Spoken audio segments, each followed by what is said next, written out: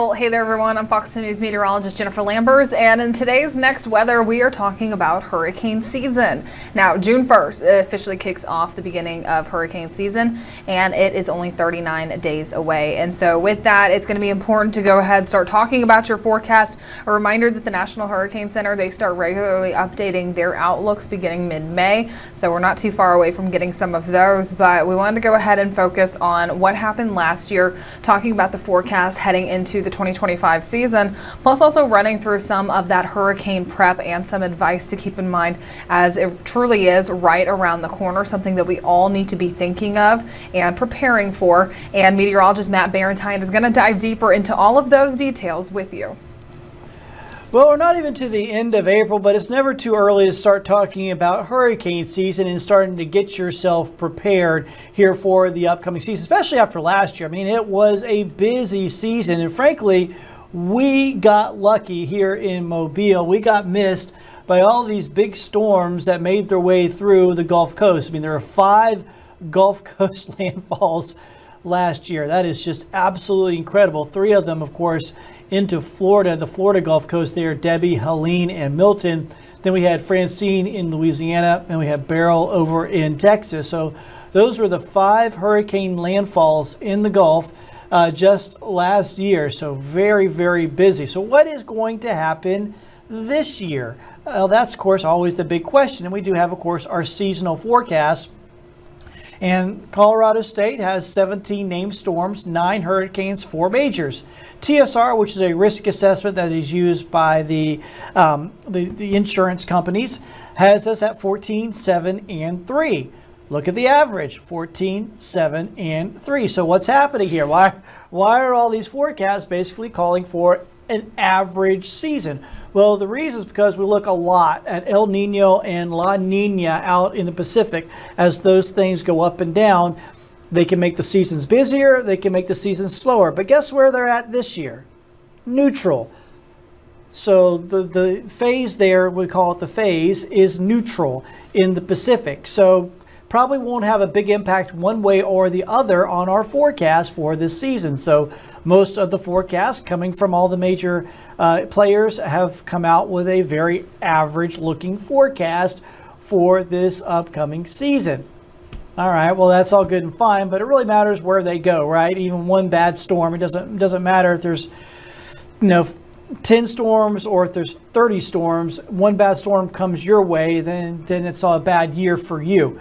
So here we are, late April. It's not too early to think about starting to get ready for the upcoming hurricane season. And I want you to think about, at this point, some of the big things, okay? Some of the big things that, that you need some time to put together. So one of the things I want to talk about is, how about pooled resources? What am I talking about here?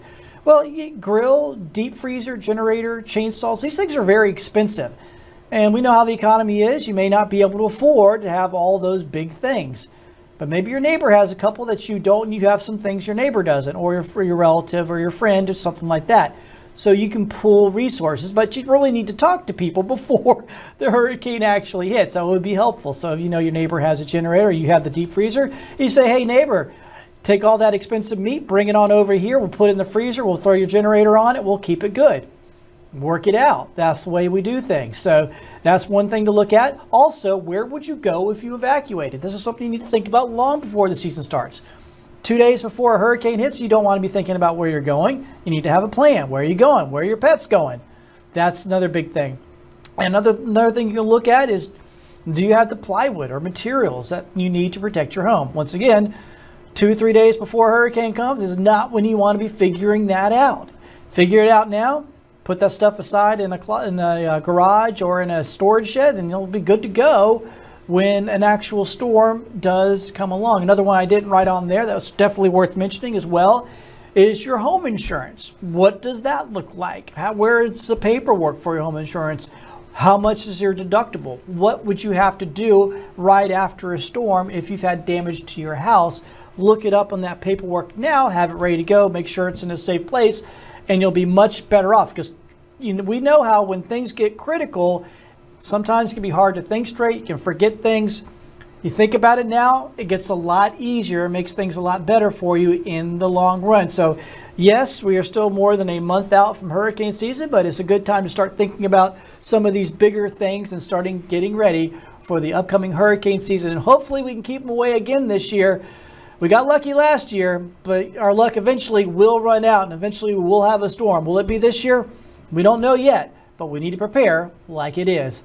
I'm Fox 10 News meteorologist Matt Barentine. Have yourself a great day.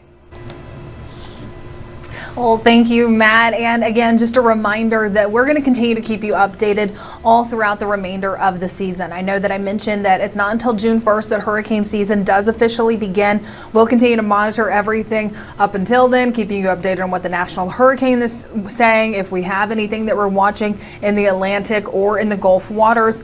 And that's just something to keep updated with Fox 10 News about. A reminder, you can always download the Fox 10 weather app. That way you're the first to know if we are monitoring anything out there. And you can always track along with any of those active storms under the radar feature located within the app.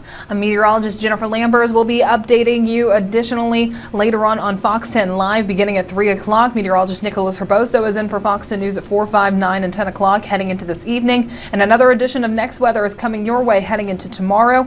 As always, if you have any questions for us that you want answered during these segments, please feel free to ask them. Everyone have a wonderful day.